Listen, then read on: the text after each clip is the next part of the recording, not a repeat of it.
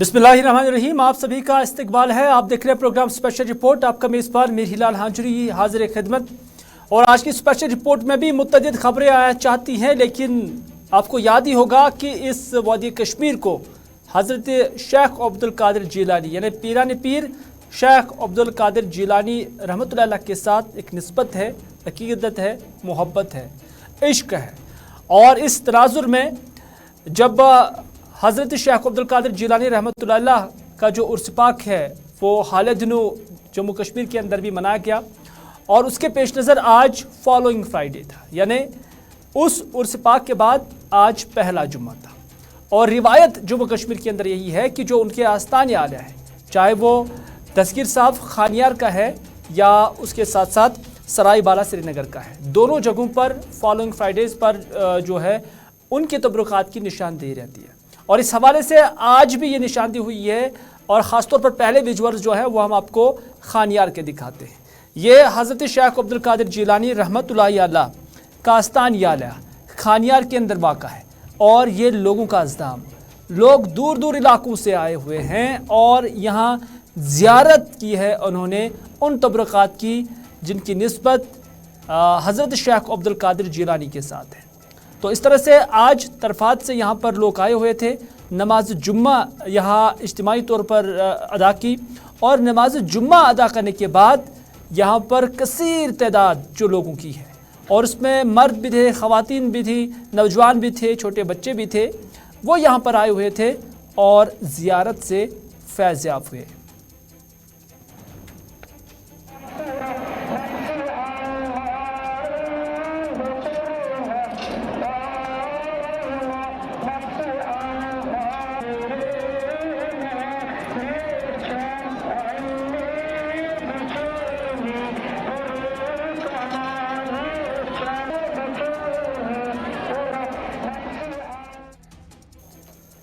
ये थे खानियार में हज़रत शेख अब्दुल कादिर जिलानी रहमतुल्लाह अलैह के आस्थान आला के वो मनाजिर जो बादज़ नमाज जुम्मा हमारे नुमाइंदे ने यहाँ से हासिल किए और हमने आप तक पहुँचाए। लेकिन हमारे ही नुमाइंदे आज दूसरी जगह सराय बाला श्रीनगर के अंदर भी पहुँचे थे, और यहाँ पर भी हज़रत शेख अब्दुल कादिर जिलानी रहमतुल्लाह अलैह के जो तबरुकात है, जो मोए पाक है, उसकी निशानदेही यहाँ पर हुई है। और यहाँ पर भी अलग अलग इलाकों से लोग आए हुए थे, और यहाँ पर भी जब ज़ियारत हो रही थी तो रक्कत आमेज़ मनाजिर यहाँ पर भी देखने को मिले। यहाँ पर भी ख़वातीन थी, यहाँ पर भी नौजवान थे, बुज़ुर्ग थे, और जो मजबूर लोग हैं वो भी यहाँ पर नज़र आ रहे थे।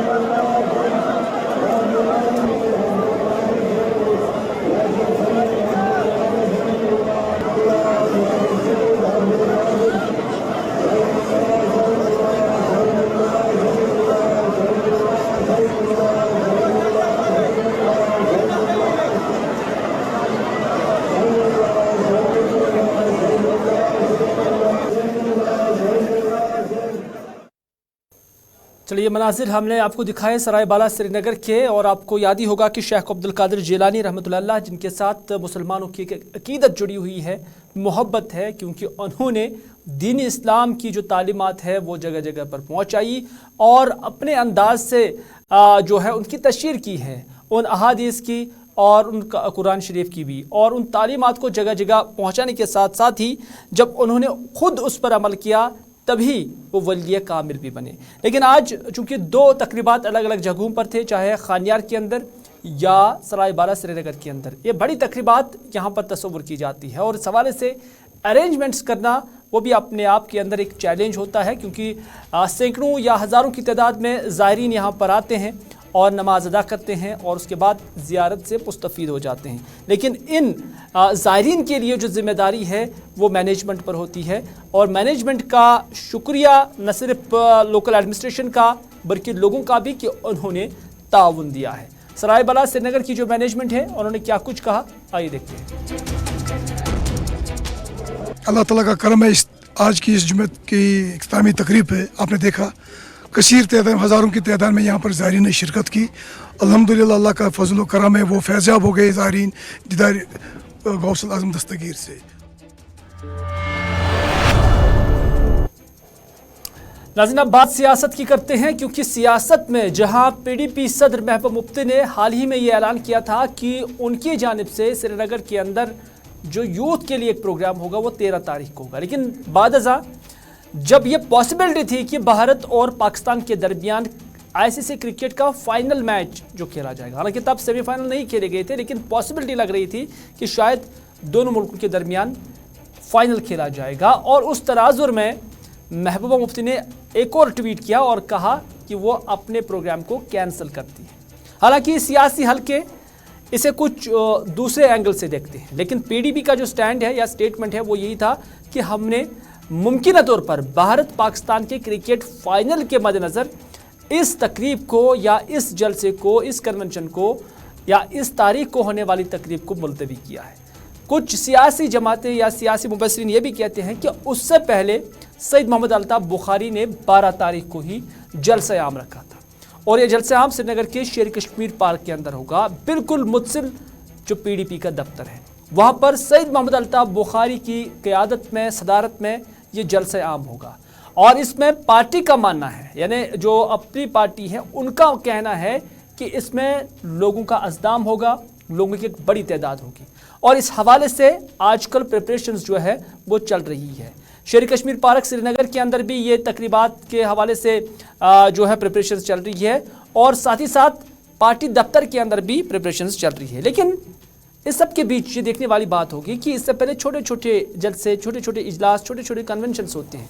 क्या वजूहात है कि आज एक बड़ा जलसा करने की उन्होंने ठान ली है? ये जानने के लिए इस वक्त हमारे साथ है अपने पार्टी के सीनियर लीडर मुंतज़िर महिदीन और उन्हीं से हम जानने की कोशिश करेंगे कि आखिर आज जो ये जलसे आम यहाँ पे बुलाया गया है इसका एजेंडा क्या है। मुंतज़िर महिदीन इस वक्त हमारे साथ है। मुंतज़िर साहब, आपका इस्तकबाल है प्रोग्राम स्पेशल रिपोर्ट में। जानना चाहेंगे कि इससे पहले छोटी छोटी मीटिंगें होती थी, लेकिन आज क्या वजूहात है कि आज बड़ा जलसा करने का मन बना है?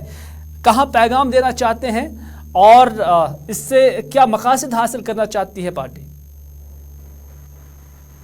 बहुत बहुत शुक्रिया आपका, आपने मोहब्बती का मुझे ये बताने के लिए। जम्मू एंड कश्मीर अपनी पार्टी पिछले 2 साल से वजूद में आने के बाद से आज तक जम्मू कश्मीर हर एक तरफ में, वो दिही इलाके थे, वो पाइनी इलाके थे, शहरी इलाके थे, कंडी इलाके थे, जहां जहां मुमकिन था वहां पहुंच गए। अपनी पार्टी लेकर के हमारा मिशन क्या है, वो हम क्या चाहते हैं यूटी के लिए। तो आज वक्त आया कि हमारे मुल्क के प्राइम मिनिस्टर साहब, होम मिनिस्टर साहब के इस प्लान 12 की वजूद के रियासत असेंबली के इलेक्शन कर दिए जाएंगे, रियासत का दर्जा बहाल कर दिया जाएगा, बेरोजगारी का खात्मा किया जाएगा, आर्जी मुलाजमीन के बारे में हतमी एक मस्बत पॉलिसी अपनाकर उनके मुस्तकबिल को संवारने के लिए इकदाम किए जाएंगे। हमारे मिनरल्स जो है उनकी लूट खसुट को जो जारी है उस पर कदम लगाया जाएगा। ऐसे ही एक अहम मसला जो हमें हाल ही में दरपेश आया, जो हमारी फूड इंडस्ट्री को लगभग तबाही के दहाने पर लाया गया, तो इसी तरह हमारे पार्टी एजेंडा में 21 से ज्यादा मसले हैं, पूरी तौर की जरूरत है। हाल ही में जो यहाँ बीजेपी की तरफ से बारामूला में पब्लिक जलसा किया गया, जम्मू डिवीजन में पब्लिक जलसा किया गया, तो शायद इस चीज की गलतफहमी हो गई लोगों को कि ये यहाँ जो कश्मीरी आवाम है, जम्मू के आवाम है, जम्मू कश्मीर के लोग हैं, शायद अपने मसाइल को हल करवाने और अपने हुकूक मांगने से दस्तबरदार हो चुके हैं। तो कल का जो 12 नवंबर को हमने शेर कश्मीर स्टेडियम, क्रिकेट स्टेडियम के नजदीक, चरिक लेन के नजदीक हमने जो जलसा सूबाई कन्वेंशन रखा है, सूबाई सतह का, जिसमें सूबाई से हमने अपने वर्कर्स, अपने सपोर्टर्स को बुलाया है, तो हम इंडिया देना चाहते हैं कि जम्मू कश्मीर के आवाम अपने मुंतज़िर साहब, जब भी जितने भी मसाइल हैं जम्मू कश्मीर के, इसमें कोई शक नहीं है कि अपनी पार्टी की जानिब से कोशिश हमेशा की गई है कि जब भी यहाँ पे मसाइल पैदा हुए तो सैयद मोहम्मद अल्ताफ़ बुखारी की सदारत में टीमें चली गई, वफूद चले गए, वज़ीर-ए-आज़म से मिले, दाखिला वज़ीर से मिले, और कुछ चीज़ों को लेकर आपका दावा भी है कि कुछ मामलात हल भी हुए। तो अगर मामले होते तो शायद आप डेलीगेशंस की सूरत में एक बार फिर वज़ीर-ए-आज़म के पास जाते और उनको हल कराते। तो कहीं जब बारामूला के अंदर भारतीय जनता पार्टी ने जलसा किया, जब भारतीय जनता पार्टी की तरफ से, या हम कहेंगे कि दाखिला वज़ीर जब जम्मू भी आए और उसके बाद उन्होंने 2 बड़े जलसे किए, तो कहीं उस चैलेंज के तनाजुर में आप अपना ताकत, अपना पावर दिखाने की कोशिश ये है कि कल का जलसा? बिल्कुल बिल्कुल बिल्कुल मैं वही कहने जा रहा था, लेकिन अब मेरी बात रुक खुश हुआ। कश्मीर के साथ जुड़कर अपनी पार्टी जो मेहनतें करके आई है, नए मिशन के तहत, नए हालात के तहत लोगों को किस्म परसी मुसीबत और तकालीफ से बाहर निकालने के लिए, तो हमें ये मुजाहिरा करना है कि हम हवा की तर्जुमानी करते हैं और मरकजी सरकार को इससे बड़ी संजीदगी से सोचना होगा कि जो हमारे जमहूरी इदारे हैं उनको आप ज्यादा देर तक यहाँ फारिज़दा नहीं बना सकते हैं, बल्कि असेंबली इलेक्शन कराने पड़ेंगे, रियासत का दर्जा देना पड़ेगा। बेरोजगारी के मामलात को देखकर एक मस्बत पॉलिसी अपनानी पड़ेगी कि जिससे यहाँ के बेरोजगारों में वो जो इंतशार फैला हुआ है, मायूसी और नाउमीदी फैली है, उसको खत्म कर लिया जाए। यहाँ के जो हमारे इदारे हैं, ज़रई इदारे हैं, मेवा इंडस्ट्री है, उसकी तरफ पूरी तौर तवज्जो दिलाने के लिए हम चाहते हैं कि मरकजी सरकार की तवज्जो जोरदार तरीके से मबजूल कराएं और मुल्क के ऑनरेबल वजीर आजम, ऑनरेबल होम मिनिस्टर साहब को ये याद दिलाएं कि जो आपने वादे किए हैं तो वक्त आया है कि आप उन वादों को पूरा कर दीजिएगा।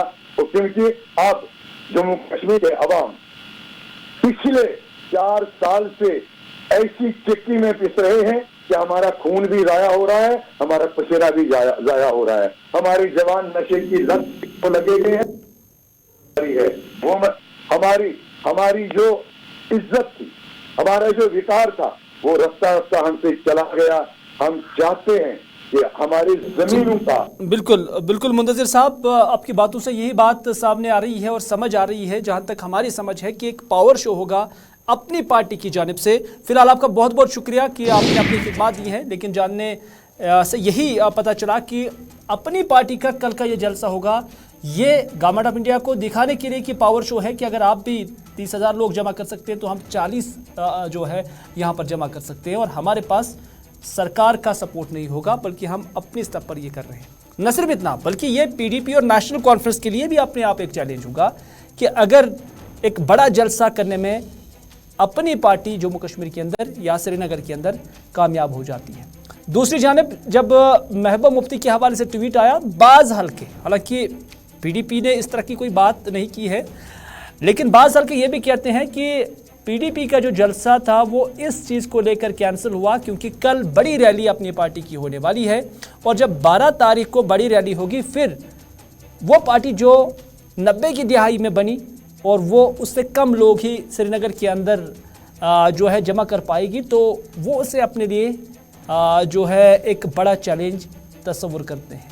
तो कहीं अगर वो बात भी होगी तो फिर क्या उसी वजह से पीडीपी ने उस जलसे को या उस कन्वेंशन को कैंसिल करने का क्या फ़ैसला किया है? एक सवाल है जो हर किसी के जहन में अभी उभर रहा है।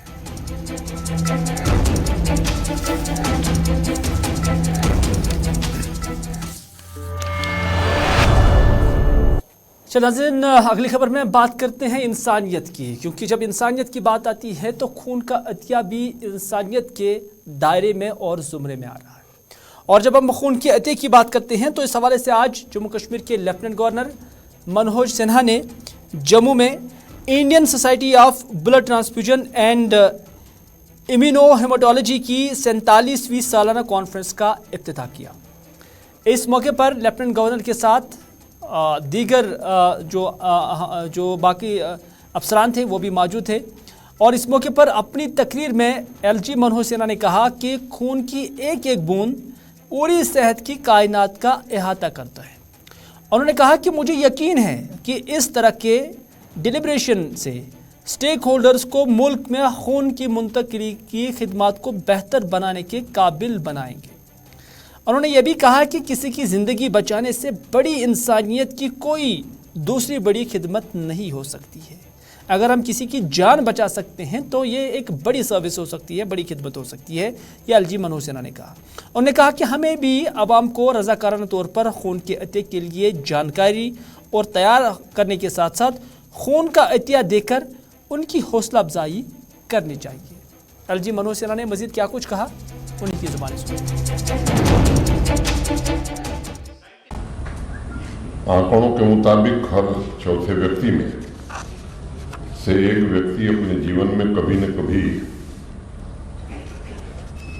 ऐसा समय आता है कि उसे ब्लड ट्रांसफ्यूजन की जरूरत पड़ती है। मैं समझता हूं कि आज भी मानव पीड़ा को कम करने के लिए हमें लोगों को एकजुट तथा प्रेरित करने की आवश्यकता है। एक स्वस्थ व्यक्ति साल में, मैं कोई तकनीकी विशेषज्ञ नहीं हूँ, सुना है कि 4 बार तो न्यूनतम ब्लड दे सकता है। हर तीसरे महीने ब्लड देने में कोई दिक्कत नहीं है और उसके स्वास्थ्य पर कोई प्रतिकूल प्रभाव भी नहीं होता है, बल्कि लोग मानते हैं कि लाभदायक ही होता है।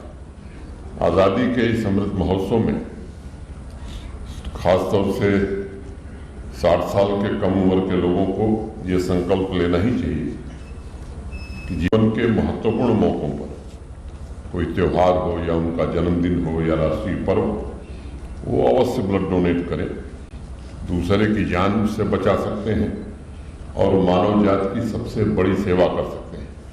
मैं सभी स्वैच्छिक संस्थाओं से भी विनम्रतापूर्वक अनुरोध करूंगा कि हमारे डॉक्टर्स, नर्सिंग स्टाफ लोगों को स्वस्थ रखने, लोगों की जान बचाने के लिए दिन रात सेवा में जुटे हैं। उन्हें आपके सहयोग की जरूरत है और आप सभी मिलकर ब्लड डोनेशन की नेक पहल के लिए लोगों को प्रेरित करें। मैं आप सभी को एक बार पुनः इस कॉन्फ्रेंस की सफलता के लिए शुभकामनाएं देता हूं और उम्मीद करता हूं कि आने वाले 3 दिनों में जो रोड मैप आप बनाएंगे वो केवल जम्मू कश्मीर में नहीं बल्कि देश में लोगों की जिंदगी बचाने में मदद करेगा, नई उपलब्धियां हासिल करेगा। मैं फिर से आयोजकों को प्रति हृदय से कृतज्ञता ज्ञापित करते हुए नाज़रीन, शोपियां के अंदर आज एक झड़प हुई है और इस झड़प में पुलिस का दावा है कि इसमें एक मिलिटेंट जो है वो जाम बहक हुआ है।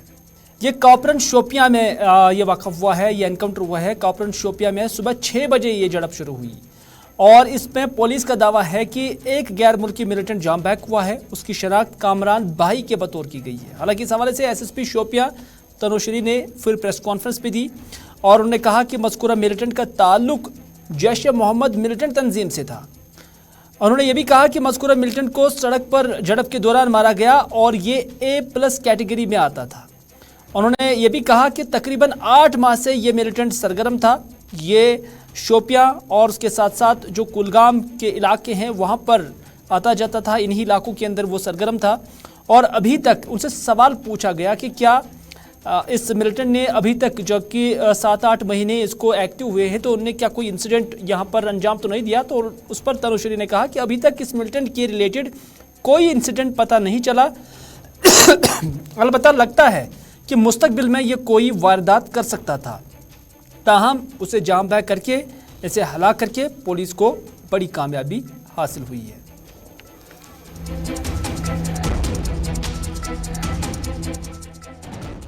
कल रात में पुलिस को इन्फॉर्मेशन मिली थी presence of a terrorist in Kapran village. तो अर्ली मॉर्निंग 34 RR पुलिस और 178 बटालियन CRPF के फोर्स ने कॉर्डन लगाया और वहाँ पे सुबह 6 बजे के अराउंड फायरिंग शुरू हो गई। ये मदरसा था, मदरसा के पास से ही फायरिंग शुरू हुई। तो वहाँ पे एक जैश का मिलिटेंट हनीस कामरान भाई, वो वहाँ पे न्यूट्रलाइज हुआ है आज कापरन के विलेज। ये पाकिस्तानी था, तो ये तो कैटेगरी A+ में आता था। और ये अभी इन्वेस्टिगेशन से पता चल रहा है कि ये 7-8 महीने से कुलगाम और शोपिया के बॉर्डर में एक्टिव था।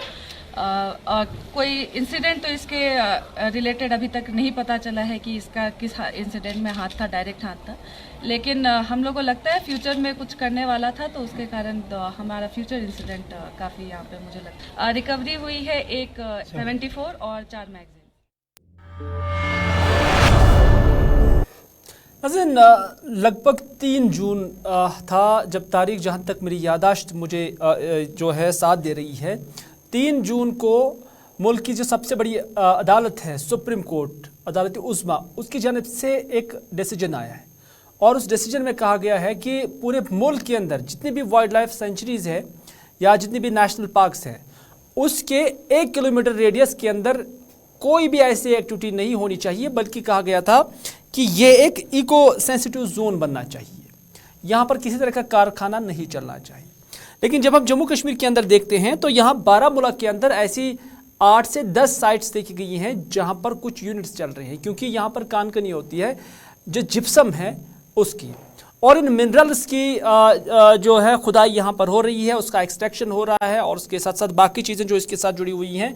तो ऐसे यूनिट्स जिन्हें सरकार ने बाज़ाब्ता तौर पर रजिस्ट्रेशन दिया हुआ है, इस मामले को लेकर चूंकि सरकार ने रजिस्ट्रेशन दी है, दूसरी तरफ से अदालत उज़्मा की जानब से इस पर पाबंदी आयद की गई है। महकमा वाइल्ड लाइफ को कहा गया है कि वो इस हवाले से जो पूरी तरह से रिपोर्ट जो है वो पेश करे, और अगर कहीं पर भी खिलाफ वर्जी हो रही है तो उस हवाले से अदालत को उस ज़िम्मन में आगाह किया जाए, और साथ ही साथ जो मुतल्लिका डिपार्टमेंट से वहाँ उसे सिफारिश की जाए ताकि इन पर पाबंदी आयद की जाए। तो इसी पर चौधरी ताज मोहिद्दीन, जो कि साबिका वजीर भी है, साबिका फॉरेस्ट मिनिस्टर भी रहे हैं, उनकी जानिब से इस हवाले से स्टेटमेंट आया है। हमारे साथी इरशाद भट्ट के साथ उन्होंने बातचीत की, उन्होंने क्या कुछ कहा है, आइए देखते हैं।